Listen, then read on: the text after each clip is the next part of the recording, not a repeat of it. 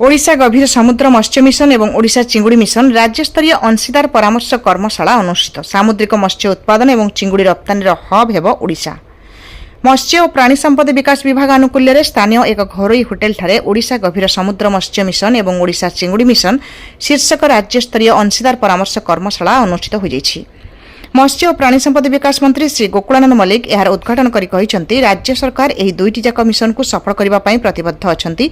पूर्व भारतर सामुद्रिक मत्स्य उत्पादन एवं चिंगुड़ी रप्तानी हब भाबे ओडिशा को विकसित करबा को विभागर लक्ष्य रहिछि बोली गणमाध्यम को सूचना दैथिले।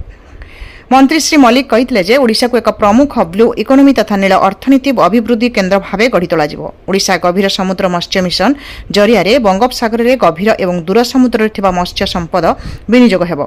एहाद्वारा वार्षिक अतिरिक्त 2 लाख मेट्रिक टन सामुद्रिक मत्स्य उत्पादन सहित 50,000 रु अधिक रोजगार सुजोग सृष्टि हेब। मत्स्यजीवी आय 2 ରୁ 3 गुण वृद्धि पाइब।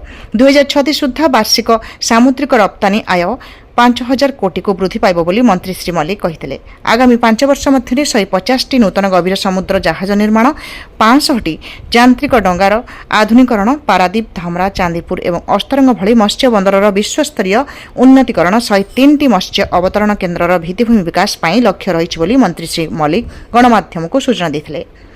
नील अर्थनीति मानचित्र में ओडिशा चिंगुड़ी मिशन क्रांतिकारी भूमिका ग्रहण करिब बोली मंत्री श्री मल्लिक प्रकाश करछंती। सुपर इंटेंसिव अत्यधिक घनता भित्तिक चिंगुड़ी चाष प्रणाली माध्यम वार्षिक हेक्टर प्रति 30 ରୁ 40 मेट्रिक टन उत्पादन, चिंगुड़ी जाँला हाचेरी, फीड मिल एवं आनुषंगिक भित्तिभूमिर विकास कराजिबो। ओडिशा को भारतर शीर्ष चिंगुड़ी उत्पादनकारी एवं रप्तानीकारी राज्य में परिणत करबा पई आमर लक्ष्य रहिछि बोली मंत्री श्री मल्लिक कहिथिले। ଏହି କର୍ମଶାଳା ଅବସରରେ ରେସ୍ପନ୍ସିବୁଲ ଆକ୍ୱାକଲଚର ଜୋନ୍ ପ୍ଲାନିଂ ଏବଂ ଜିଓ ସ୍ପେସିଆଲ ମ୍ୟାପିଂ ମାଧ୍ୟମରେ ଦୀର୍ଘସ୍ଥାୟୀ ମତ୍ସ୍ୟ ଚାଷର ଉନ୍ନତି ନିମନ୍ତେ ମଧ୍ୟ ମତ୍ସ୍ୟ ଓ ପ୍ରାଣୀ ସମ୍ପଦ ବିକାଶ ବିଭାଗ ଏବଂ ICAR CIVA ମଧ୍ୟରେ ଏକ ବୁଝାମଣା ପତ୍ର ସ୍ୱାକ୍ଷରିତ ହୋଇଛି।